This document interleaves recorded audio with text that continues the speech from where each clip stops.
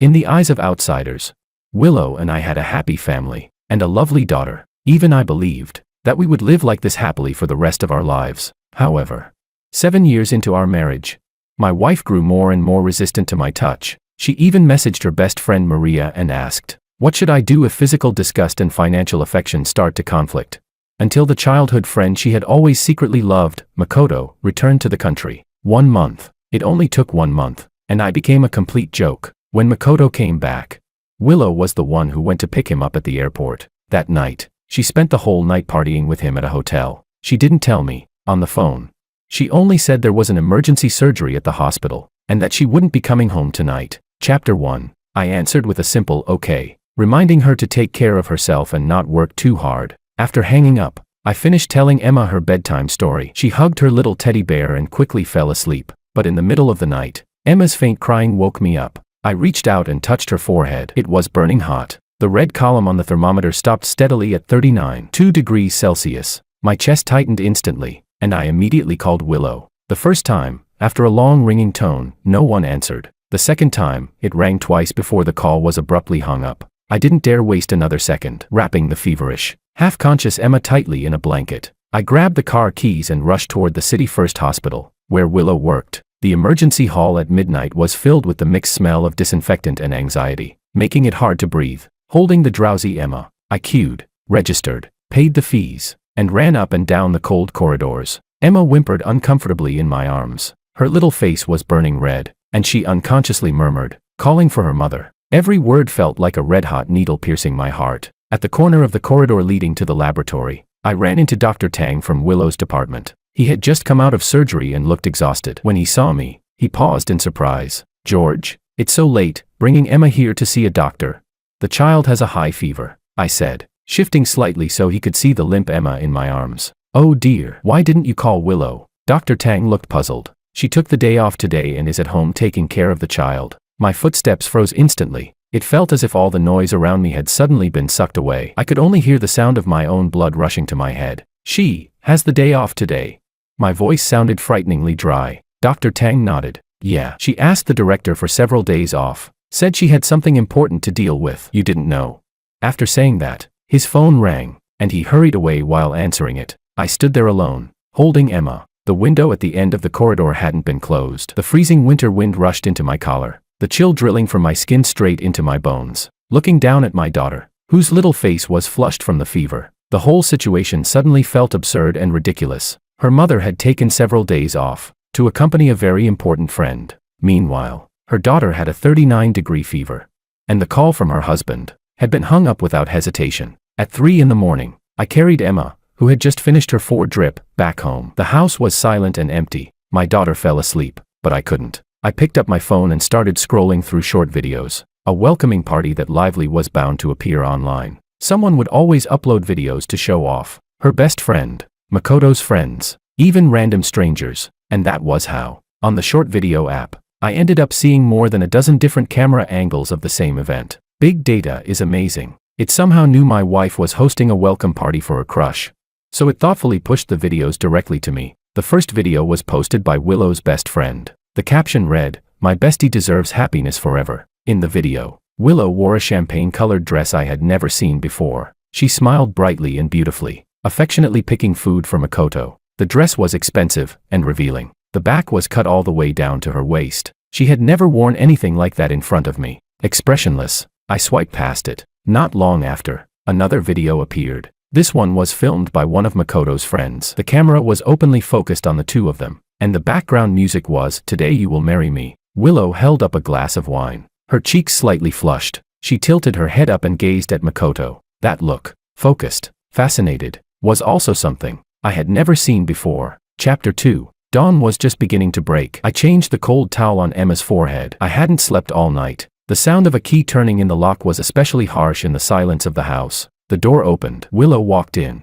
Or rather, the woman wearing the champagne-colored dress walked in. The dress that had looked so dazzling in the videos was now wrinkled and clinging to her body, the hem stained with unknown drops of alcohol. A strong smell rushed in before she even stepped fully inside, a mixture of alcohol and an unfamiliar cologne. It wasn't my scent, and it certainly wasn't the scent of this home. She finally noticed me sitting in the shadow of the sofa. Her steps halted. Her eyes instinctively avoided mine. Drifting toward the corner where a pot of pothos she had nearly killed sat by the wall. The designer handbag in her hand was tossed casually onto the cabinet with a dull thud. She said, "Last night.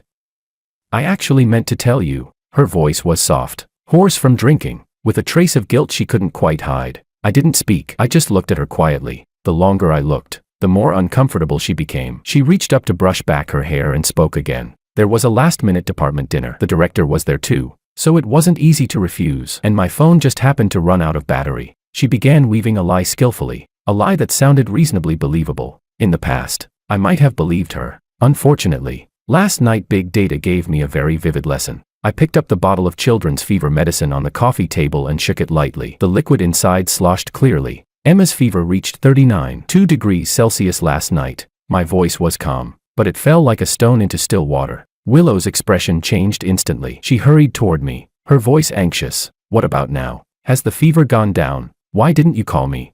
That accusation really deserved the award for best joke of the year. I laughed. I truly found it funny. My chest even trembled with it. I did call. I picked up my phone, opened the call log, and turned the screen toward her. The first call, you didn't answer. The second call, you hung up. The cold glow of the screen illuminated her face. The motherly concern she had just shown froze instantly. She opened her mouth, as if to explain something, but not a single word came out. "That's true," I continued calmly. "After all, your best friend wishes you happiness forever." I slowly pulled the phone back, repeating word by word the caption from her friend's video. Willow Lu's pupils suddenly shrank. I didn't give her time to react and continued. "Dr. Lu, you look really beautiful in that dress. Makoto's friend has good taste too. That song he used for you too, 'Today You Will Marry Me,' very fitting." My tone was calm, like discussing the weather, but with every word, the color drained further from her face. "And one more thing. You clearly took several days off, yet you told me you were working overtime at the hospital. Who exactly were you trying to fool?"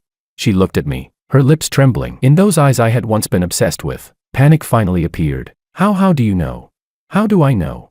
I stood up and walked over to her. I was a head taller, and my shadow completely enveloped her. Lowering my head, I leaned close to her ear and spoke in a voice only the two of us could hear. "I just want to ask, when I made that second call, the one you hung up without hesitation, was Makoto's hand on your waist, or on your shoulder?" "You're talking nonsense. Makoto and I are completely innocent." She blurted. "That call, I just didn't hear it." I laughed. "Innocent? Didn't hear it?" With a soft chuckle, I slid my phone onto the coffee table in front of her. On the screen, a high-definition video was looping. Chapter 3. In the video, she smiled sweetly as she handed Makoto a glass of wine. When she leaned forward slightly, the neckline of her dress revealed more than it should, and Makoto's gaze happened to linger there. "Is it because even you think this whole thing is dirty?" I said slowly, standing up and looking down at her, "that you need to come up with so many excuses to wipe it clean? Willow, let me remind you of something. We are married. I am your husband. Keeping a proper distance from your old flame is the most basic respect you can show this marriage." Willow looked displeased. "See, this is exactly your reaction. That's why it was right not to tell you. Makoto and I have nothing going on." "Nothing," I repeated, as if hearing the biggest joke in the world. "Since when did City First Hospital start a new service? Working overtime now includes hosting welcome parties. The chief surgeon has to personally drink with the guest and stay overnight at a hotel." I paused before adding coldly, "Next time, should we just move the patient to a karaoke bar and hold the consultation there?" "George, how dare you humiliate me like this?" Willow exploded instantly, anger and humiliation burning in her eyes. "I'm just stating facts." I picked up my phone, unlocked it in front of her, and calmly opened my contacts. "How about this? Let's be fair. Tonight I'll invite one of my junior classmates from university out for drinks. We'll talk about life and dreams. She just got divorced recently and is in a bad mood, so I should keep her company." I paused and looked up at her. My face carried no warmth. "And if I happen to drink too much, maybe I'll book a hotel room and stay the night. Don't worry," I continued lightly. "I'll remind you too, don't overthink it. We're innocent." "George, you wouldn't dare." I let out a cold laugh. My finger hovered over the name of that junior classmate. "You can see for yourself whether I dare." After that argument, one that could only be described as a farce, Willow behaved herself for 2 days. She started coming home on time. She even took the initiative to bathe Emma and read her bedtime stories. She even did the dishes once, something almost unheard of. Watching her clumsy figure moving around the kitchen, I almost believed my firm attitude had worked. Maybe our family could still be saved. But the good days didn't last long. On the 3rd day, she started coming home late again. On the 5th day, She didn't come home at all. The excuses were the same old ones. The hospital is busy. There's surgery. There's a department dinner. I didn't argue with her again. Nor did I question her. Like an experienced farmer watching weeds sprout again and again in the same field, I was already too tired to pull them out one by one. Instead, I began to wonder whether it might be easier to simply change the field entirely. That night, after finishing Emma's bedtime story, the little girl wrapped her arms around my neck and asked in her soft voice, "Daddy, why isn't Mommy home yet?" She promised she would go to the sports day with Emma. My heart tightened. The kindergarten's parent-child sports day was the day after tomorrow. The teacher had specifically said both parents needed to attend. I gently stroked Emma's head, picked up my phone, and opened Willow's chat. I sent her a message. "Emma's sports day is the day after tomorrow. You promised you would go. Remember to come home early." After a long time, she replied with just one word, "Okay." I stared at that lonely "okay" on the screen, feeling almost nothing. The night before the sports day arrived, the entrance hallway was still empty. Emma ran out of her room again and again, standing on tiptoe to look toward the door, only to be disappointed each time. "Daddy, did Mommy get lost? Is Mommy saving a very important patient? Does Mommy not want Emma anymore?" Children's innocent questions can sometimes cut the deepest. At 10 that night, Emma finally cried herself to sleep, sobbing quietly in my arms. I carried her back to her room and tucked the blanket around her. My phone screen lit up. It was a call from Willow. I stepped onto the balcony, closed the door behind me, and answered. "I can't come back tonight," she said softly. In the background, faint music and noisy voices could be heard. I didn't speak. I waited for her to continue. "There's an emergency surgery at the hospital. I'm the lead surgeon, so I can't leave. It will probably last all night. Tomorrow morning I'll go directly to the kindergarten to meet you and Emma." Chapter 4. Another surgery. There must be a lot of patients at City First Hospital, so many that she, a mere attending physician, seems to live at the hospital every single day. "Got it," I said calmly. "What surgery?" There was a noticeable pause on her end, as if she hadn't expected me to ask for details. Then she said, "A perforated acute appendicitis case. It's rather complicated." "Oh," I responded. "Then go ahead and get busy. Be careful." I hung up the phone immediately. Then I opened my social media feed and started scrolling down out of habit. Suddenly, my finger stopped. A friend of Makoto's, someone I had never added, but whose posts I could see because we had mutual friends, had posted a video at 9:30 p.m. In a birthday party room filled with dazzling lights. A group of people surrounded a huge cake. Makoto sat at the center of attention, smiling brightly as he made a wish. And my wife, the one who was supposedly standing at an operating table saving a patient with a perforated appendix, Dr. Liu, was standing right beside Makoto. With a look of admiration on her face, she was leading the group in singing the birthday song, clapping more enthusiastically than anyone else. She was wearing a white knitted sweater today, which made her look especially gentle. That focused gaze, that radiant smile. It was completely different from the wife in my memory, the one wearing a white coat, saving lives. Expressionless, I took a screenshot. Less than 2 minutes later, when I refreshed the feed again, the post had already disappeared, deleted very quickly. Unfortunately for them, it was too late. I stared at the screenshot on my phone. In the picture, Willow's head leaned slightly toward Makoto's shoulder, her face filled with happiness. At that moment, I suddenly felt like I had been treated as a fool. She wasn't performing surgery. She was celebrating her god's birthday. I took a deep breath. The cold air filled my lungs, but it couldn't suppress the fire boiling inside me. I opened my phone gallery. The fresh screenshot, along with the screenshots from the earlier videos, were all placed into a newly created folder. The name of the folder was simple: Evidence. At the sports day registration area, other children were clinging to their parents. Only Emma stood there with a small frown, clutching the corner of my shirt. The kindergarten loudspeakers kept playing cheerful marching music. I crouched down and straightened the little number tag pinned to her chest. "Emma, are you ready? Daddy will help you in first place today." Emma nodded hard, but the disappointment in her big eyes couldn't be hidden. "Will Mommy come?" I paused for a moment before gently patting her head. "Mommy is fighting monsters right now. Let's compete first. If we win the gold medal, she'll come." Emma and I won first place in the three-legged race. The little girl had a shiny plastic medal hanging around her neck and was invited by the teacher to go on stage and say a few words. Holding the microphone, her face turned bright red, but her voice was loud and clear. "I'm very happy today. The thing I most want to tell Mommy is, next time you must come with me. I miss you very much." A wave of kind applause rose from the crowd. I stood among the people, watching my daughter on stage. Something felt stuck in my chest. A complete family is indeed very important to a child. Important enough that I should endure all of this. At that moment, a familiar figure appeared at the entrance of the field. Willow had arrived late. She only caught sight of Emma walking off the stage. Today she was dressed casually, showing no signs of exhaustion from a night-long surgery. Her makeup, however, was rather delicate. "Mommy." The moment Emma saw her, tears burst out instantly. She ran over on her short little legs and hugged Willow's thigh tightly, crying so hard she could barely breathe. Willow seemed somewhat at a loss. She crouched down and hugged Emma, awkwardly trying to comfort her. I walked over and said calmly, "Let's find somewhere to eat first. Buy Emma a gift and cheer her up." Willow nodded in agreement. In the restaurant, Emma had just calmed down when Willow's phone rang. She glanced at the caller ID. Her expression immediately became unnatural. Holding the phone, she walked off to the side. When she returned, an apologetic expression hung on her face. "George, I'm sorry. There's a car accident patient at the hospital. Severe bleeding. They urgently need surgery. I have to go back." Chapter 5. Another surgery. Her surgeries were more punctual than food delivery orders. I nodded without looking at her and said calmly, "Got it. Then go ahead. The patient comes first." She seemed surprised that I agreed so easily. She froze for a moment, then hurriedly grabbed her bag, kissed Emma on the cheek, and left. Watching her disappearing figure, I took out my phone and made a call. "Hey, David." "Busy." David was my college classmate. He worked in the general surgery department of City First Hospital, right next to Willow's department. He replied, "Not busy. Just finished a surgery." "What's up?"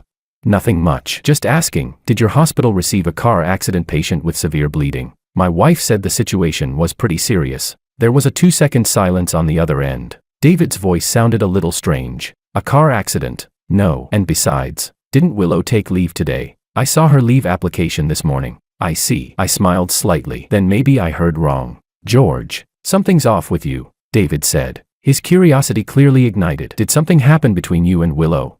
I've heard people in the department talking. She's been getting really close with that newly returned overseas doctor, Makoto. They eat lunch together almost every day. You should keep an eye on that." The more he spoke, the angrier he became. "Damn it. What kind of situation is this? Just wait. I'll keep an eye out for you. If I see those two getting cozy again, I'll take pictures and send them straight to you."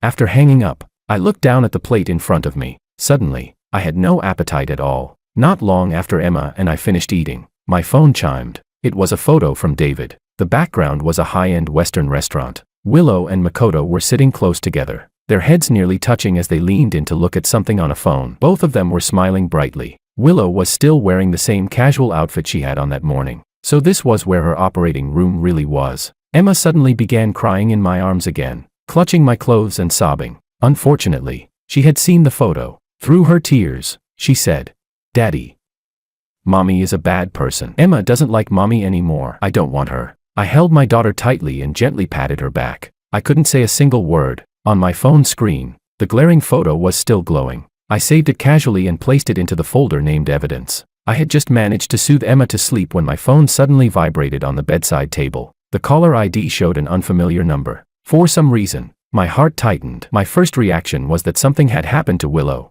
Ironically, when that thought flashed through my mind, there was only surprise, no panic. I answered the call. On the other end was my mother-in-law's anxious voice, trembling with tears. "George. Pablo suddenly fainted. He's at City First Hospital right now. Please come quickly. Willow's phone can't be reached no matter how many times I try." My head buzzed as I jumped out of bed. While changing clothes, I tried to calm her down. "Mom, don't worry." "Which department?" "I'll be there right away." By the time I arrived at the hospital, handling admission procedures, running around paying fees and collecting medicine, contacting doctors, it was already late at night before my father-in-law finally stabilized in the hospital bed. My mother-in-law sat beside the bed with red eyes. She held my hand, looking exhausted and apologetic. "George, you've worked hard again." "Willow, that child." Sigh. "I know things haven't been right between you two lately. Please be patient with her. Whatever problems you have, you should talk openly as husband and wife. Don't keep everything bottled up." I nodded but said nothing. "Talk openly? About what? Should I ask her what brand of cigarettes Makoto smokes? Or ask her whose bed she has been sharing?" Chapter 6. My father-in-law on the hospital bed slowly opened his eyes. His cloudy gaze settled on me. He beckoned me closer. "George, come here." His voice was weak, but his eyes were unusually clear. I bent down beside him. "Don't listen to your mother-in-law meddling," he said after catching his breath. "Willow is my daughter. I know exactly what she's up to before she even makes a move. Her heart has already wandered. I can see it clearly." He paused, a trace of guilt and determination appearing in his eyes. "Back then at that intersection, if you hadn't pushed my wife out of the way, The grass on her grave would already be a meter tall. Our Liu family owes you. If Willow really did something that wronged you, don't worry about us. Do whatever you think is right. I'll support you in this family. And Emma, you must take good care of her. My nose stung, and my eyes grew hot. I nodded heavily. Dad, don't worry. After leaving the hospital, the cold wind cleared my head a little. On the way to pick Emma up from my mother's house, Willow finally called. The moment I answered, her furious voice exploded through the phone. George, you're really something. You went behind my back and complained to my parents. No wonder you were being so agreeable earlier. You were waiting for this moment. How small-minded are you? Your heart must be so dark that everything you see looks dirty. She must have just arrived at the hospital. I could faintly hear my mother-in-law trying to calm her down in the background. Listening to her hysterical accusations, I suddenly felt an overwhelming sense of boredom. I didn't even have the energy to argue with her. So in her mind, staying out all night and lying constantly weren't mistakes, but making her lose face in front of her parents was the real crime. I'm not that free, I replied with those few words calmly and hung up. There was no point communicating with someone who lived entirely in her own world. At the hospital, Willow stared at the phone in her hand after the call was disconnected. She stood there in a daze. Beside her, Willow's mother was so angry that tears streamed down her face. Look at yourself, and you still think you're in the right? A married woman going out every night showing herself everywhere. Who do you think you're fooling? On the hospital bed, Willow's father was breathing heavily with anger. He pointed at her, his hand trembling. You said you were working overtime, didn't you? Which department were you working overtime in? Attending gatherings with Makoto counts as overtime too. Willow's face turned pale. Her lips trembled. Dad, what are you talking about? I'm talking nonsense. Her father sneered. He grabbed the phone from the bedside table and dialed a number right in front of her. Hello, Director Han. This is Willow's father. I need a favor. Please send me Willow's attendance record for this month. Yes, I need it right now. I'd like to see just how much overtime our Dr. Liu has really worked. The color drained completely from Willow's face. She rushed forward, trying to snatch the phone, her voice cracking. Dad, don't call. What are you doing? But the more she tried to stop him, the more Willow's parents' hearts sank. That outstretched hand was like a loud slap across her face, completely shattering the fragile lies she had built. After that day, Willow came home once. She didn't mention her father being hospitalized, nor did she ask about Emma. She simply threw her bag onto the cabinet by the entrance and looked at me coldly. You complained to my parents behind my back. Are you satisfied now? I was sitting on the sofa, peeling an apple for Emma. Hearing her words, I didn't even lift my eyelids. Your dad isn't in good health. Don't anger him again, I said calmly. If something happens to him again, I won't be able to help you. She probably thought I was using her father to pressure her. Her expression darkened even more, but in the end, she didn't say anything. She turned and walked into the bedroom, slamming the door shut behind her. Over the next month or so, Willow came home only a handful of times. Each time she returned, she was like a temporary tenant, always saying she was tired or sleepy. Whenever I tried to talk to her properly, she would pick up her phone or retreat into her room, blocking my words before they could even leave my throat. Her excuse for going out was always the same, working overtime at the hospital. Meanwhile, my phone gradually received dozens of pieces of overtime evidence from David. Sometimes it was a high-end Western restaurant. Willow would be resting her chin in her hand, smiling warmly at Makoto across the table. David would add a caption. Bro, tonight's menu is tomahawk steak. Your wife has a pretty good appetite. Sometimes it was at a concert hall. The two of them would be sitting close together, their heads touching, as if sharing the same pair of earphones. David's commentary would be brief and sharp. High art, refined taste. One by one, I saved every photo. The folder named evidence grew fuller and fuller. Chapter 7. That night, Emma suddenly wouldn't stop crying. She didn't eat a single bite of dinner. Clinging to my neck, she kept calling for her mother again and again, crying until her little face turned purple and her breathing came in broken sobs. I tried to comfort her for a long time, using every trick I could think of, but she still cried until she was almost out of breath. In the end, I had no choice. Looking at my daughter in my arms, exhausted from crying, the last thread inside my heart finally snapped. I grabbed the car keys, wrapped Emma in a thick coat, and drove straight to City First Hospital. When I arrived at Willow's department, the office door was slightly ajar. Warm light spilled out from inside. Holding Emma, I raised my hand to knock, but then I heard Makoto's voice from inside, carrying a teasing warmth. You're just too stubborn. If something's wrong, why didn't you tell me?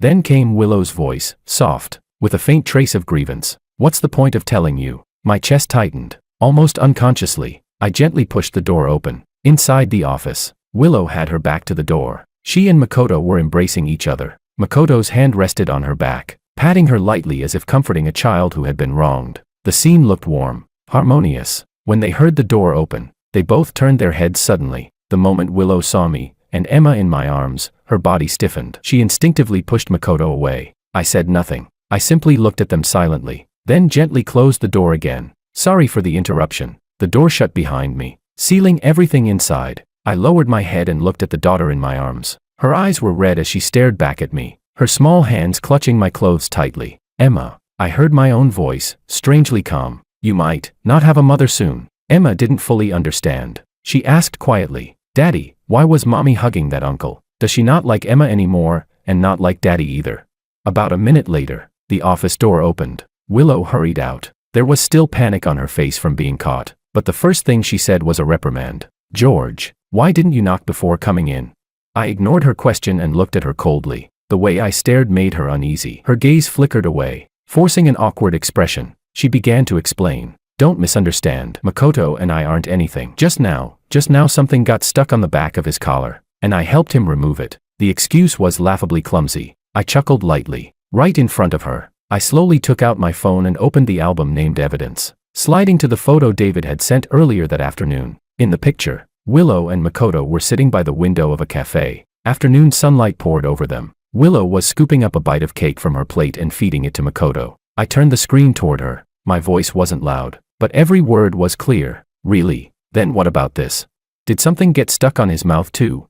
Willow's face, illuminated by the cold glow of the screen, shifted from red to pale, then from pale to green. Before I could say anything else, Makoto had already walked out of the office. He stood beside Willow and naturally placed a hand on her shoulder, assuming the posture of a host. Looking at me, he frowned slightly. Sir, shouldn't you knock before entering someone else's office? That's basic courtesy. He spoke slowly, with a tone of superior judgment. Also, Willow and I are just colleagues. Our relationship is completely innocent. As her husband, instead of caring about her, you come to the hospital to cause trouble. That doesn't seem very appropriate, does it? His words were perfectly composed. He sounded reasonable, while keeping himself completely clean of blame. Suddenly, Emma struggled in my arms. Her small finger pointed at Makoto. With a hoarse voice from crying, she shouted, You're a bad uncle. Give Mommy back to me. The child's sharp voice echoed clearly through the silent corridor. Chapter 8. Emma had seen the photos on my phone more than once. She knew that this man was the reason her mother hadn't come home for so many days. The reason she no longer read her bedtime stories. A crack appeared in Makoto's calm expression. Willow's face, however, darkened completely. She shook off Makoto's hand and strode quickly toward me. There was fire in her eyes, but it wasn't directed at me. It was aimed at the daughter in my arms. Emma, who taught you to speak like that? What nonsense are you saying? Her voice was low, but every word carried sharp blame. Then she raised her head and stared straight at me. George, is this how you teach your daughter? Teaching her to stir up trouble and make things up? She's so young, and she's already learned how to slander adults. You're really something. Looking at the way she tried to twist the situation, I was so angry that I laughed instead. You think I taught her that? I said. Willow, has alcohol soaked your brain? She only says what she sees, and she sees what you do. You're still arguing. Willow's voice suddenly rose, as if my calmness provoked her even more. Right now, take Emma and apologize to Makoto. Apologize? It sounded like the funniest joke of the century. Dr. Liu, I said lightly, are you sure you're not running a fever and talking nonsense? Apologize for what? For seeing her mother shamelessly feeding cake to another man. You. Willow was completely speechless, her face turning the color of liver. She looked at Emma, who was trembling in fear in my arms. The anger and humiliation from having her lies exposed finally found an outlet. Suddenly she raised her hand and swung toward Emma's face. I told you to stop talking nonsense. Today I'm going to teach you a lesson. I had been prepared. I shifted my body and pulled Emma behind me, grabbing Willow's wrist in midair. Her wrist was trapped in my grip, unable to move. Willow, are you crazy? My voice turned cold. You did something wrong, and now you're taking it out on a child. She bit her lip. I'm disciplining my daughter. That's perfectly justified. Her chest rose and fell violently. Being embarrassed in front of Makoto had pushed her into blind rage. She had completely lost control of her words. George, don't think I don't know what you're thinking. You're just upset because I made you lose face. So you're encouraging the child to slander me and come here to cause trouble at my workplace. You just want to ruin my reputation. The more she spoke, the more convinced she became that she was right. Her voice grew sharper and sharper. Those beautiful eyes of hers now contained nothing but twisted anger. Her raised hand came swinging toward Emma's face again without hesitation. At that moment, the string of patience inside me snapped. Just before her palm landed, I raised my arm and blocked her away. Willow lost her balance and staggered backward from the force. Emma trembled violently, her crying turning into frightened whimpers. From that moment on, I knew exactly what decision I needed to make. The things in my hand might not prove that they had shared the same bed, but they were more than enough for a divorce, and for winning custody of my daughter. The next second, smack! A sharp sound exploded through the silent corridor. Time seemed to freeze. Willow covered her face, completely stunned. Her eyes filled with disbelief. The hallway fell silent. Passing nurses, doctors from the neighboring department who had poked their heads out to look. Everyone's gaze converged on the three of us like spotlights. Some people who recognized Dr. Willow Liu began whispering among themselves. "Isn't that Dr. Liu's husband, George? He looks pretty gentle. How did it come to him hitting her? Didn't you see? Dr. Liu was about to slap the child. He was protecting her. And that slap just now, wow, that was loud. I told you something was off between those two. They've been eating lunch together every day. A couple of days ago I even saw Dr. Ito giving Dr. Liu flowers." "Keep your voice down. This is getting serious. The department director might get involved." Chapter 9. Every one of those whispers felt like a red-hot needle stabbing into Willow's face. The professional image she had always been so proud of was being torn to pieces in the very place she knew best. I shook my slightly numb hand and stared at her, speaking word by word. "Willow, ever since Makoto came back, do you even remember what you've been doing? A married woman staying out all night, acting intimate with another man outside. Your daughter had a fever of 39 degrees and you wouldn't answer the phone. Your own father was hospitalized, and you said it was my fault. And now, I took a step forward. You're trying to hit my daughter? You really think I have no temper at all?" She covered her face, her voice trembling. You dared to hit me." Makoto, who had been standing nearby, finally reacted. He shouted angrily and grabbed for my collar. "What kind of man are you, hitting a woman?" I didn't dodge. The moment his hand touched my collar, I lifted my leg and kicked him straight in the stomach. Makoto's refined, scholarly body folded like a broken sack as he flew backward. He slammed into the wall 2 meters away and slid down to the floor, unable to get up for a long time. A collective gasp echoed through the corridor. "George, have you gone crazy?" Willow screamed and ran toward Makoto, trying to help him up. When she turned to look at me again, her eyes were filled with hatred. Yet she was still defending herself. "Makoto and I are innocent. We didn't do anything. Stop slandering me." "Innocent?" Her stubborn refusal to admit anything made me laugh in disbelief. "If you're so upright and clean, then tell me this. At Makoto's birthday party last night, what wish did you make? When you were singing the birthday song for him, you stood closer than his own mother. Was that innocent too? If Makoto's father died tomorrow, would you kneel by the grave and cry just to prove your innocence?" My words were blunt and harsh. Willow's face turned red, then pale. The whispers around us grew louder. Someone said quietly, "I knew something was off between her and that Dr. Ito. Isn't her husband supposed to be rich? She used to brag about that all the time in the department. Look at that, married to such a good husband and still not satisfied. Look at the child, she's terrified." Willow subconsciously glanced toward Makoto on the floor, hoping he would stand up and support her. But Makoto was curled up in the corner by the wall, one hand clutching his stomach and the other pressing against the ground. His face had turned a dark purple as he gasped for breath, unable to form a complete sentence. The elegant demeanor of an overseas returned elite was nowhere to be seen. Willow's last line of defense collapsed completely. Pointing at me, she cried out in a shrill voice, "George, Makoto and I are just normal colleagues, completely innocent. You're slandering me. I want a divorce. I can't live like this for another day." "Fine." I looked at her calmly and spoke a single word. "Good. If we're divorcing, then let's make everything clear. Let your colleagues judge too. Let them see just how innocent Dr. Liu really is." The moment I finished speaking, the corridor erupted. Doctors and nurses peeking from nearby rooms. Curious patients' families watching the scene. Their voices buzzed like flies. Gazes fell upon Willow's pale face, some curious, some disdainful, and some even amused. An older head nurse stepped forward, trying to mediate. "George, this is a hospital. If you have something to say, talk calmly. Don't make a scene here. It's disturbing the patients." Right after that, 2 security guards arrived, holding rubber batons. One of them, who knew me, shouted, "George, what are you doing? Leave immediately, or we'll call the police." I ignored them. My eyes remained fixed on Willow. From the backpack I carried, where Emma's water bottle and snacks were kept, I pulled out a thick brown envelope. Then I flung it into the air. Dozens of printed photographs scattered like snowflakes, fluttering down onto Willow's head and shoulders, falling at her feet. Originally, I hadn't wanted to make things known to everyone, but since she refused to show any remorse, there was no reason left to preserve her dignity. After all, these were the evidence I had prepared. Chapter 10. I bent down and picked up one of the photos, holding it up in front of her. June 3rd. Makoto returned to the country. You told me there was a department dinner. This is you having dinner with him. You look very sweet in that smile. I let go. The photo fluttered to the ground. Then I picked up another. July 5th. Emma's kindergarten sports day. You said the hospital had an emergency surgery, but here, you're having a candlelight dinner with him at a Western restaurant. The photo fell again. July 20th. Makoto's birthday. Another surgery. You said, but here you are, in a lavish private room, leading everyone in singing him the birthday song. I kept picking them up, one by one, and throwing them down again. Our wedding anniversary, you said you were on duty. Weekends, you said you were attending academic conferences. Willow, do you even remember all the lies you've told? Finally, I pulled out the last sheet from the envelope. It was a photocopy of Willow's attendance record for the month, something David had managed to obtain. I tossed it onto the pile of photos. Open your eyes and take a good look. These are all your leave records. Tell me, exactly which operating room were you working overtime in? Was Makoto the chief surgeon?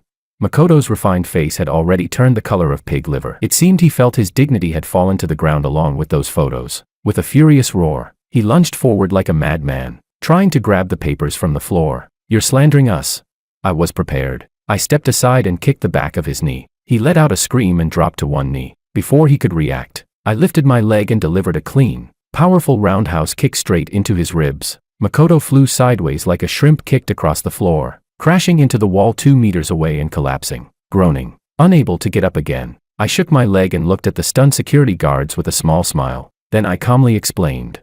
I was on the track team in high school, learned a bit of kickboxing, enough to deal with someone this week. The 2 guards exchanged glances. When they looked at me again, there was a hint of sympathy in their eyes. They stepped forward and held my arms from both sides, but they didn't use much force. It felt more like they were protecting me. Several hospital administrators arrived after hearing the commotion and immediately began scolding me, telling me not to make the situation bigger. I didn't bother arguing with them. Instead, I pulled out my phone and dialed 110 in front of everyone. Hello, police station. I'd like to report something. City First Hospital, 3rd floor outpatient department. Someone is having an affair and tried to hit a child. I hit him in self-defense. Yes, please come and handle it. Amid everyone's shocked stares, I reached into the deepest pocket of my backpack and took out the final document. I threw it onto Willow. Divorce agreement. I've already signed it. I looked at her. My voice wasn't loud, but it was clear enough for everyone nearby to hear. Emma stays with me. You're not worthy of being her mother. I spent 24 hours at the police station.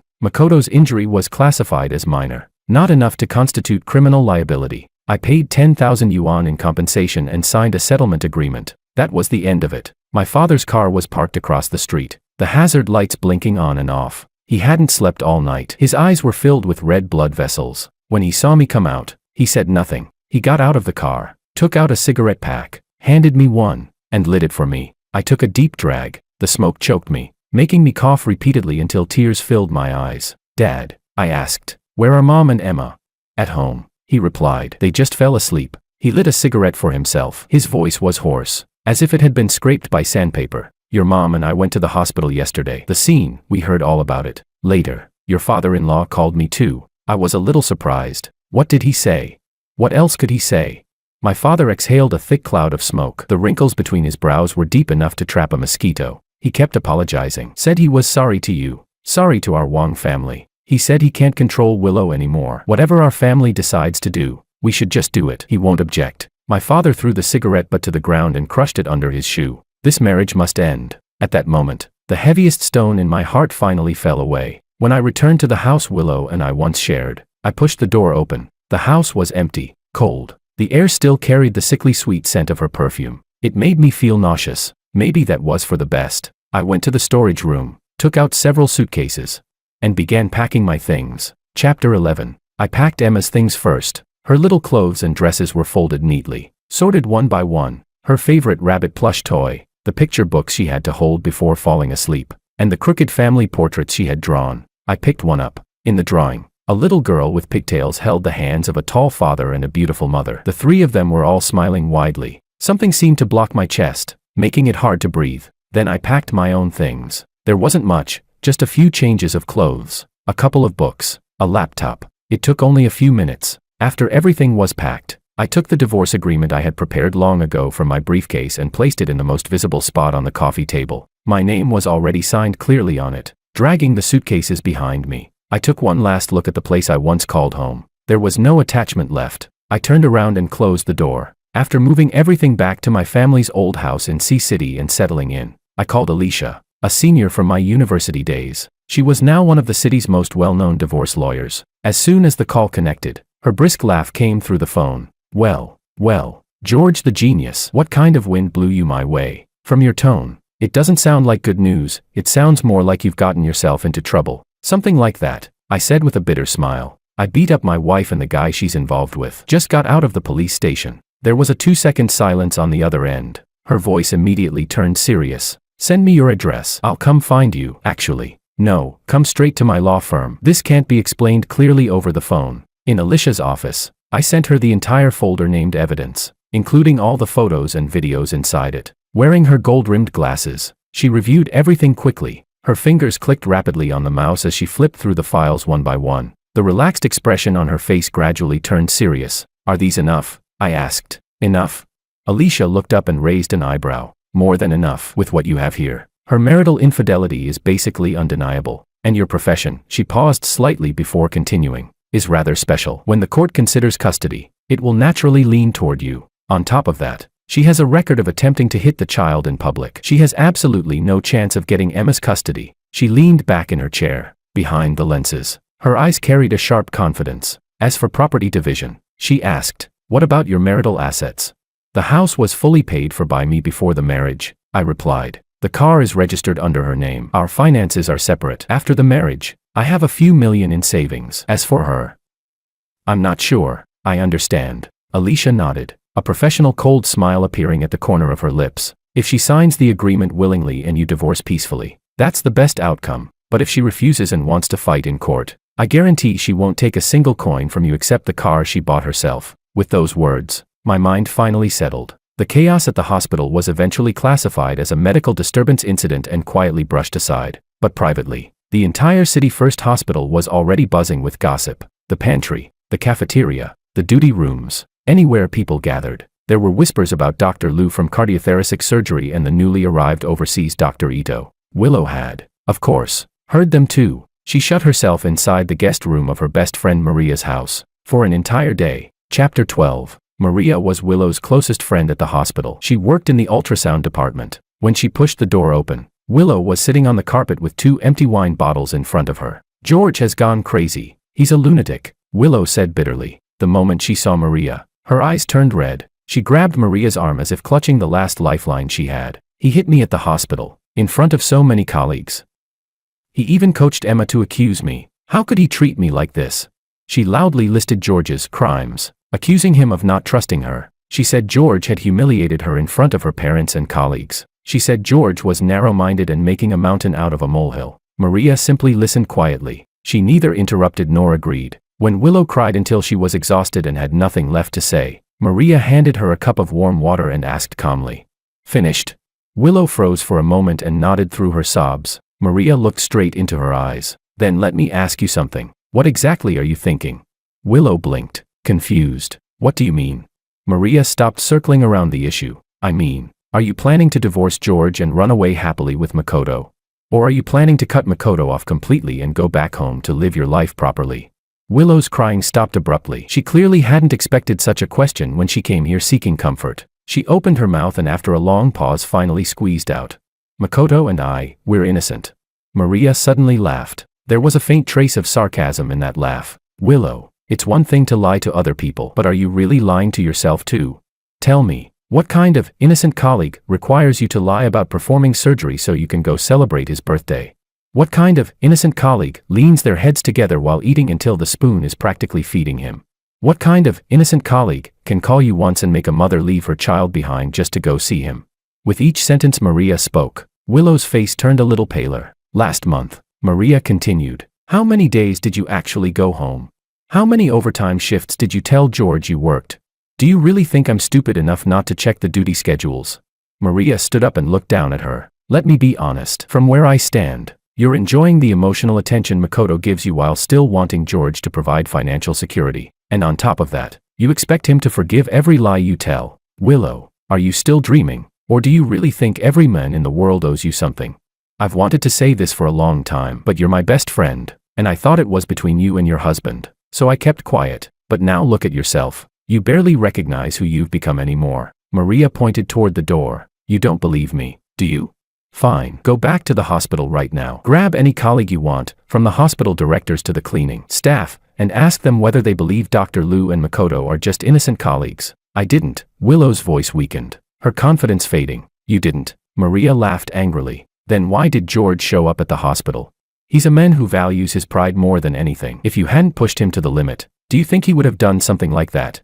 Willow had no words left. She collapsed on the carpet, her eyes empty. She had come to Maria hoping to find an ally, someone who would join her in criticizing George, the husband who didn't understand her. Instead, Maria had torn apart the mask Willow had always been so proud of. Seeing her lost expression, Maria sighed and delivered the final blow. "I heard George already gave you the divorce agreement. To be fair, he's already been more than generous these past few months. If any other man found out his wife was constantly hanging around another man, ignoring her sick child, things would have ended with a slap long ago. The person who destroyed this family wasn't him." Maria placed a glass of water heavily on the table. The bottom of the glass struck the surface with a dull sound. "What exactly is it about Makoto that attracts you?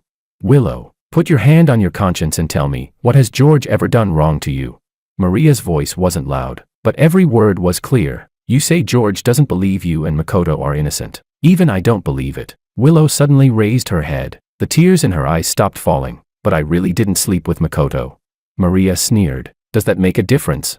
Who would believe that?"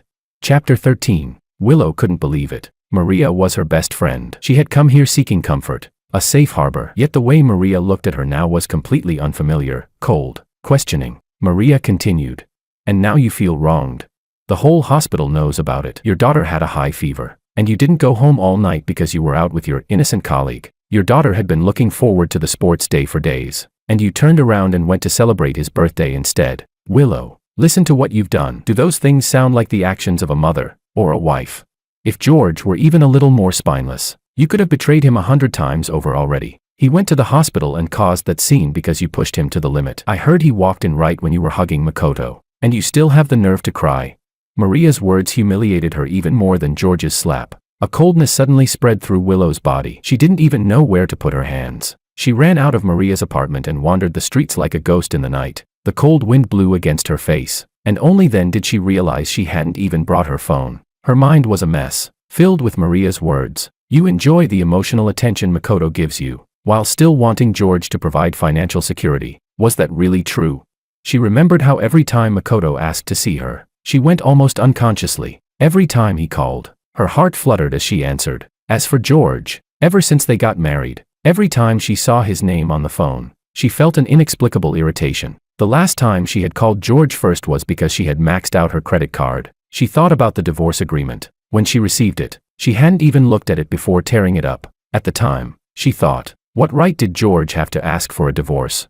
Whether this family stayed together or fell apart should be her decision. But now it seemed more like a guilty, desperate attempt to defend herself. She remembered the scene in the hospital corridor, George standing there with Emma protected behind him, and the slap she had raised. The look Emma gave her at that moment was fear. Her daughter was afraid of her. That realization twisted painfully in her chest. Then another image surfaced in her mind. The moment George kicked Makoto across the hallway. What had her reaction been? She had rushed forward, trying to scratch George's face, screaming for him to stop. If the head nurse hadn't grabbed her tightly, she might really have fought with her own husband. For another man, Willow stopped walking. She stood beneath a streetlight, the yellow glow stretching her shadow long and thin. Finally, she had to admit, Maria was right. The person who destroyed this family wasn't George, it was herself. A wave of delayed panic seized her. She started running toward home, stumbling as she went. Her high heels twisted awkwardly beneath her feet. She needed to go home. She had to go home. She wanted to explain everything to George. She and Makoto had never actually slept together. She had only been confused for a while. She would never do it again. She still had a chance. There had to be one. Breathing heavily, she unlocked the door. "George? Emma?" The house was completely dark. No one answered. She fumbled for the light switch in the hallway. Light flooded the room. The living room was empty. Emma's toy storage box was gone. The shoes George usually wore by the door were gone too. On the coffee table lay a document. The same divorce agreement. Beside it was a note. It was George's handwriting, thin, sharp, decisive. I took Emma with me. I've listed the house with a real estate agent. The car is yours. And don't come looking for us again. She picked up the note and put it down, reading it over and over until she finally confirmed she hadn't misread anything. Once, she had told George that he was the most stubborn man she had ever met. Once he made a decision, even 9 oxen couldn't pull him back. At the time, she had laughed, treating it like a playful comment between lovers. She hadn't expected it to become a prophecy. From the moment of that welcome party, the first lie she told had been like pushing the first domino. From the beginning, when she was nervous and tried hard to explain, to later, when the lies came out of her mouth almost automatically. Chapter 14.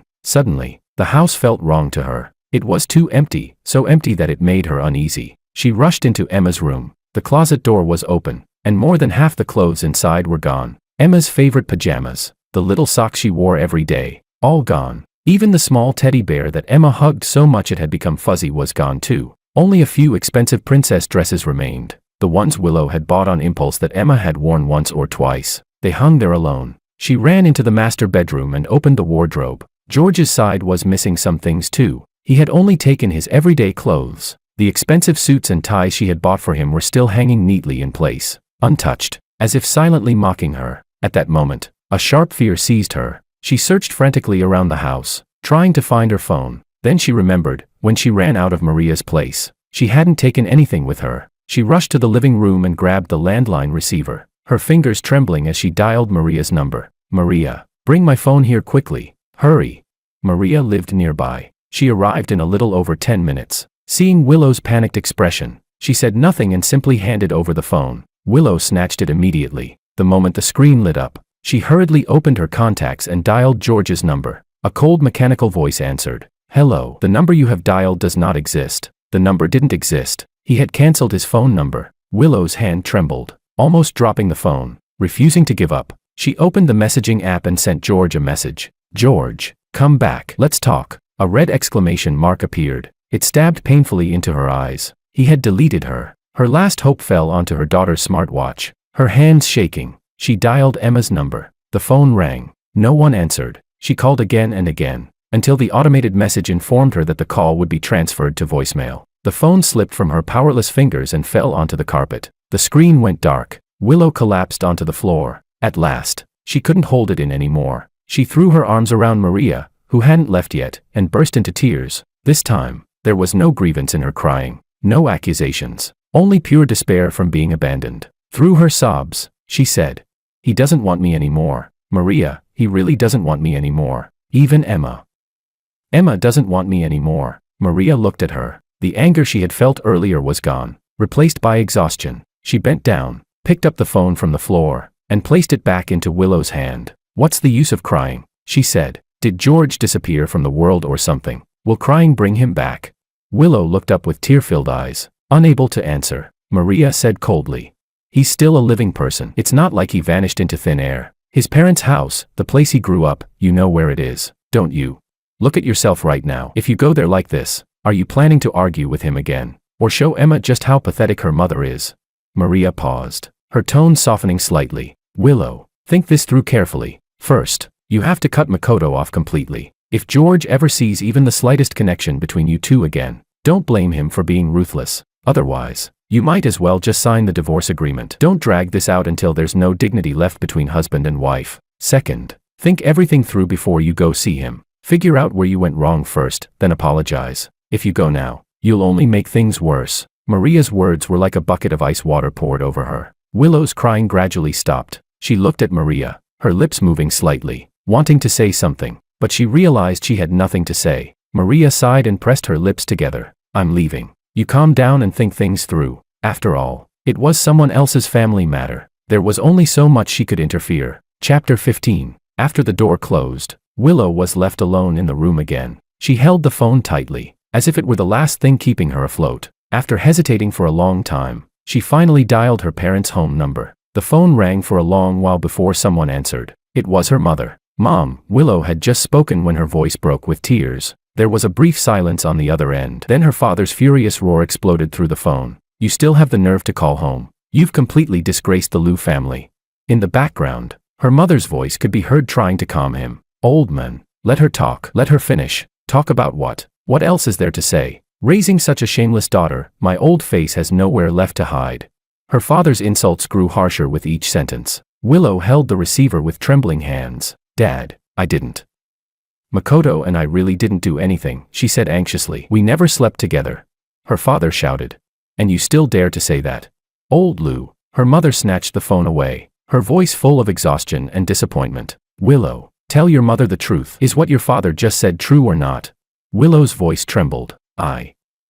I didn't sleep with him. I really didn't. I was just confused for a while. That was her last line of defense, the last piece of dignity she had left. There was a long silence on the other end. After a while, her mother finally spoke, her voice hoarse. What do you plan to do now? I want to go find George, Willow said. I want to apologize to Emma. I want to beg him. Before she could finish, her father interrupted sharply. Don't bother. This time his voice carried complete despair. Willow, listen carefully. Once a man is pushed this far, he won't turn back. Stop humiliating yourself. Sign that agreement and at least leave yourself a little dignity. Her mother suddenly shouted. What nonsense are you saying? Then she spoke quickly. Willow, don't listen to your father. You made the mistake, so you should admit it. Lower your pride and sincerely apologize. Even if you really end up divorcing, you should at least explain everything clearly. Don't let him leave with misunderstandings. And don't let things get worse. The call ended. The house fell into complete silence. Her father's words made her feel like she had fallen into an icy abyss. Her mother's words, however, were like a faint spark lighting up somewhere deep in her heart. Should she go? Or not? Should she sign it? Or refuse? Willow sat on the cold floor, staring at the thin divorce agreement on the coffee table. For the first time in her life, she felt completely lost. She knew this might be her last chance. If she couldn't grasp it, she didn't dare continue the thought. The next afternoon, Willow came to my parents' house. It was an old residential compound where neighbors knew everything about one another. She wore a simple dress, her hair neatly tied back. She had no makeup on, and her eyes were red. Standing at the entrance of the courtyard, she looked fragile enough to evoke sympathy. My mother opened the door. The moment she saw Willow, the faint smile on her face disappeared. She blocked the doorway and didn't let her in. Mom, Willow had barely spoken when her voice choked again. My father heard the noise and walked out of the living room, still holding a palm fan. He stood beside my mother like a mountain. George isn't here, my father said. His voice was deep, revealing neither anger nor warmth. Tears immediately poured down Willow's face. Dad. Mom. I know I was wrong. I really was just confused for a moment. Please let me see Emma. Let me explain everything to George. As she spoke, she tried to squeeze past them into the house. My mother raised her hand and gently blocked her. Willow, she said calmly, if you have something to say, say it to George. We elders can't interfere in the affairs of you young people. Emma must have heard her mother's voice. She peeked out from behind my mother with a small, hesitant face. Emma. Willow's eyes lit up like she had found a lifeline. She crouched down and tried to grab Emma's hand. Emma, it's Mommy. Mommy came to see you. Emma shrank back and hid behind my mother's legs. Softly, she said. Mommy, please don't be with that bad uncle anymore. Children's words are always the most direct. That bad uncle makes you not come to my parent meetings. Emma continued. And you didn't celebrate my birthday. She counted on her fingers one by one. Grandma said a good mommy wouldn't do that. Chapter 16. Willow remained crouched there, her whole body frozen. Every word Emma said was like a small hammer, light, but striking her heart again and again. Only then did she clearly realize how many things she had missed. The little things she had once considered insignificant had been enormous in her child's eyes. Through her sobs, she said, I was wrong. Emma, Mommy was really wrong. Willow could no longer hold herself together. Her knees buckled, and with a dull thud she fell to her knees on the concrete in the courtyard. Her knees struck the ground with a heavy sound. Dad. Mom, please, I'm begging you. Give me another chance. Makoto and I really didn't do anything. We never crossed that line. There's still time to fix everything. She cried so desperately that several passing neighbors stopped and began whispering to each other from a distance. My father's expression had already darkened to the extreme. Just then, I drove into the alley and turned the corner. At a glance, I saw Willow kneeling at the gate, my parents' embarrassed faces, and my daughter hiding behind her grandmother, looking lost. What a scene! My gaze passed over her and landed beneath the old locust tree at the corner of the alley. A black car was parked there. I recognized the license plate immediately. It belonged to Makoto. He must have thought parking at the gate would be too obvious, so he chose a spot he believed was hidden. So they had come together. I parked the car and got out. When Willow saw me, it was as if she had seen a ray of light. Crying, she tried to crawl toward me. George, listen to my explanation. Get up. I said calmly, frowning slightly. Stop performing here. The neighbors are watching. It's embarrassing. She stared at me blankly, tears still hanging from her eyelashes. Go home, I said, looking at her. I didn't even feel the energy to be angry anymore. The divorce agreement has already been sent to your email by lawyer Alicia. If you want to discuss property division, you can talk to my lawyer. I paused and spoke clearly, word by word. But Emma's custody is not negotiable. Willow struggled to stand up. Her knees were scraped and bleeding, but she ignored the pain and staggered toward me. I shifted my body and stepped aside. She lost her balance and fell heavily onto the concrete beside her, her palms scraping against the ground and leaving several streaks of blood. George. At that moment, a voice I had expected rang out from the corner of the alley. Makoto hurried over and pulled Willow to her feet. You're still a man, he cursed angrily. Willow has already lowered herself this much and even got hurt. And you're still this cold. My parents' faces turned instantly pale with anger. The neighbors' whispers grew even louder. The moment Willow saw Makoto appear, panic filled her face. She understood clearly that the moment Makoto appeared here, everything she had tried to do was pointless. She would never be able to explain anything to her parents now. Ignoring the pain in her hands, she suddenly slapped Makoto across the face. Smack. The slap stunned him. Why did you come here? Willow screamed hysterically through her tears. Did I ask you to come? Coming out like this now, are you trying to destroy me completely? Makoto held his face, disbelief written all over it. Willow, are you crazy? I came here for your sake. For my sake, Willow shouted sharply. Leave. Leave right now. Don't ever appear in front of me again. But Makoto glared at me stubbornly. No, I'm not leaving. George doesn't deserve you treating him like this. Suddenly, I laughed. It was the kind of laugh that came when anger reached its peak. I stepped forward, but Willow rushed in front of Makoto, spreading her arms to shield him. Don't. Chapter 17. At that moment, the courtyard was so quiet that only the sound of the wind could be heard. I stopped walking and looked at her coldly. She froze as well, lowering her head to stare at the arms she had instinctively spread open. Even she seemed unable to believe she had just done that. Nothing could be more convincing than this. Mommy, Emma cried, trying to run out, but my mother held her tightly. This was not something a child should see. Without turning my head, I said, Dad, Mom, take Emma inside. My father walked over, glanced at Willow kneeling on the ground, then at Makoto standing awkwardly to the side. He shook his head. George, don't hit anyone. The neighbors are watching. My mother picked up Emma and said softly, Emma, be good. Come watch TV with Grandma. Emma lay against her shoulder and whispered, Grandma, why is Mommy kneeling? Did Mommy do something wrong? Adult matters aren't for children. My mother replied hurriedly as she carried Emma into the house. Willow heard her daughter's voice and cried even harder. She released my leg and shouted toward the house. Emma, Emma, tell Daddy that Mommy will stay with you from now on. Mommy will never leave you again. The door closed. Only the three of us remained in the courtyard. Willow knelt on the ground, clutching my leg tightly. George, please, give me one more chance. I promise. I really didn't do anything with Makoto. I never slept with him. I swear. I'll take good care of Emma from now on. I'll never. I looked down at her. Finished performing. George, I'm not acting. I'm sincere. Sincere? I pointed at Makoto, who was still standing at the entrance of the alley. Then what is he? How many pieces is your sincerity divided into? Willow followed my gesture. Makoto stood there with the mark of her slap still on his face, his eyes full of anger and resentment. She bit her lip. I'll make him leave. I'll make him leave right now. Struggling to her feet, Willow ran toward Makoto. I didn't stop her. I simply watched quietly. In truth, even if Makoto hadn't appeared today, she was already sentenced in my mind. And now that he had appeared, there was nothing left to say. I remembered the phone call from her parents the night before. They had told me Willow had completely cut ties with Makoto. They begged me to talk with her properly. Even if we divorced, they said, we should at least clarify everything. But now, it was clear, there was no need. Since she couldn't obtain my forgiveness, Willow began what could only be described as a relentless pursuit. On my way to work, her car would suddenly appear from a corner and block mine. After work, she would wait downstairs outside my company for hours. She even started arriving early at Emma's kindergarten to intercept us. George, can you just listen to me finish? She said one day, blocking my path, her eyes swollen from crying. I promise, this is the last time. I rubbed the bridge of my nose. You say that every time. I walked past her. Makoto has already been fired. She shouted behind me. I reported him. I exposed all his illegal practices at the clinic. He might even lose his medical license now. I stopped walking and turned back to look at her. I've cut him off completely, Willow said. Her eyes shone with a nearly manic intensity. To prove it to you, I destroyed him. Don't you believe my determination now? I shrugged. When we got married, I said calmly, you also made vows at the wedding. You promised to keep your word, did you?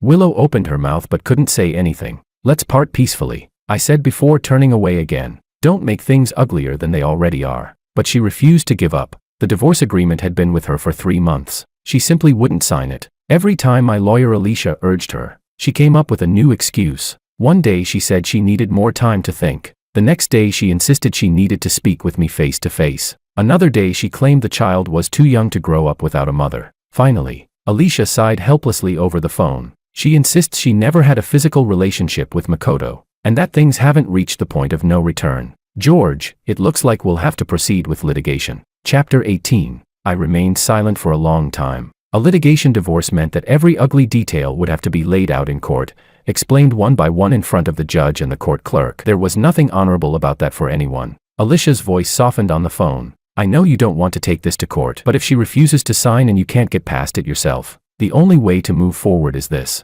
All right, I said finally. Prepare the documents. In court, I presented the evidence one by one, not only photos and videos, but also chat records. Those chat logs had been sent to me by Makoto himself. After Willow reported him and he realized his medical license was likely finished, he decided to go all in. He sent me everything, hoping it would guarantee that Willow and I divorced. At that point, the marriage was already doomed, so it didn't matter anymore. This, I said, is 500,000 yuan that the defendant withdrew from our joint family account for the third party, Makoto. I handed the bank statements to the judge. 300,000 of it was used to fund Makoto's private clinic. She never discussed this with me. The remaining 200,000 was spent on their dining, entertainment, and leisure. Willow sat at the defendant's table, her face deathly pale. I didn't notice any of this before. I continued. Recently, when I tried to pay my daughter's tuition and extracurricular fees, the card declined. That's when I discovered the account had been emptied. These are indisputable records. The judge flipped through the bank statements,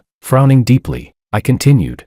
Also, from the time my daughter was born until now, I have been the one primarily responsible for raising her. I placed a thick stack of documents on the table. Here are testimonies from her kindergarten teachers, medical records from hospital visits, and statements from neighbors. Because Ms. Willow Lu was busy meeting the third party, she rarely returned home, let alone took care of the child. Willow's lawyer attempted to argue back, but the evidence left little room for defense. He said, Your Honor, my client admits that during the marriage she had inappropriate contact with Mr. Makoto. However, she firmly denies having had a physical extramarital relationship. Physical? I let out a cold laugh. Is 500,000 yuan not physical enough?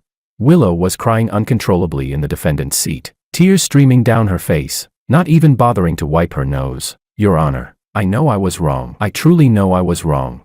She stood up with her hands clasped together. Please give me one last chance. I promise I'll live properly from now on. I will never make this kind of mistake again. The judge frowned, looking from her to me. George, please, Willow cried, turning toward me. For Emma's sake, can we start over? Her eyes were swollen red like peaches. I can write a guarantee letter. I can swear, if I ever do this again, I'll smash my head against the wall. In the audience seats, several older women whispered to each other. She looks pretty pitiful, crying like that. Another voice replied. What's pitiful about it? She cheated. The judge struck the gavel. Order. The defendant will sit down. But Willow refused. She knelt right there in the courtroom. Your Honor, Makoto and I truly never had a physical relationship. We were just a little emotionally involved. I was confused for a moment, but I never betrayed the essence of my marriage. Her crying grew louder and harsher until her voice cracked. If you rule for divorce, I'll have no way to live. I'll smash my head right here.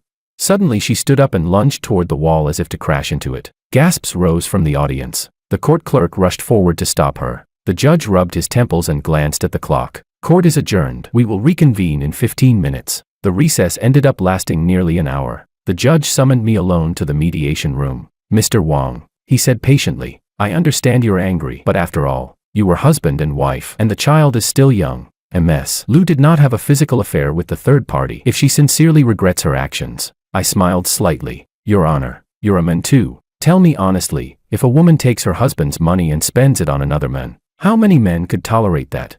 I interrupted him gently. That was 500,000 yuan. She handed it to someone else without even blinking. The judge sighed. But she truly realizes her mistake now. Realizes her mistake.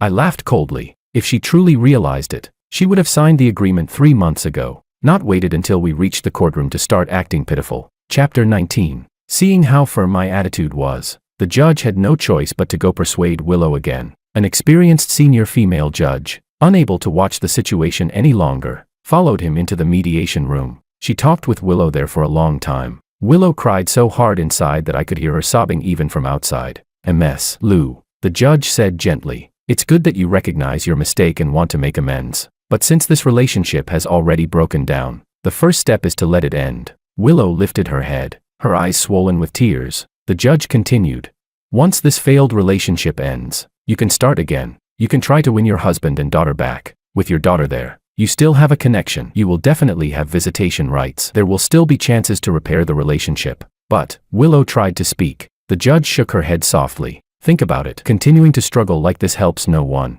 Instead of making both of you miserable, it's better to end this wrong relationship and welcome a new beginning." Willow remained silent for a long time. Half an hour later, the female judge came out of the mediation room. Her face looked tired. "Mr. Wang, I've spoken with her." Sigh. When the court session resumed, Willow's eyes were swollen from crying, but her expression had calmed down. The judge asked, "Defendant, do you have anything further to say?" Willow stood up slowly, her voice hoarse. "Your Honor, I agree to the divorce." A murmur rippled through the courtroom. Even Willow's lawyer looked stunned. "I did make mistakes," Willow continued. "I hurt my family." She looked at me. Tears began to fall again, but this time she didn't cry or shout. "George, I'm sorry." She paused, her voice soft. "I have no objection to Emma's custody being given to you, but I hope to have visitation rights. After all, I'm still her mother." I looked at her, my emotions mixed. Was this really the Willow I once knew? The judge let out a small breath of relief. "Since both parties agree to the divorce, we will now finalize the division of property and the child custody arrangements." By the time the entire process was finished, it was already 4 in the afternoon. When I walked out of the courthouse, I suddenly felt lighter, as if a heavy burden had finally been lifted from my shoulders. Willow followed behind me and asked quietly, "George, when can I see Emma?" Without turning around, I answered, "Every Saturday from 2 to 5 in the afternoon, at my parents' house." "Okay," she said softly. "Thank you." I didn't look back. I walked straight toward the parking lot. That marriage was finally over. After the divorce, I heard through mutual acquaintances that Willow really had cut Makoto off completely. Once, when Makoto tried to approach her again, she actually stabbed him with a knife and screamed that he had ruined her life. The incident caused quite a scandal. Her parents had to spend a great deal of money and pull many connections to suppress the matter. As for me, I focused entirely on my career. I bought a new car, a new house, but before long, I began to notice that every evening after work, Willow would be waiting downstairs with a thermos container in her hands. "George, I made soup for you," she said cautiously. "It's your favorite." I took the thermos but didn't say anything. The soup really was my favorite. Willow had always been a good cook. "Dad, Mom made soup." Emma leaned forward from the back seat, her eyes lighting up. Willow quickly stepped closer. "Emma, sweetheart.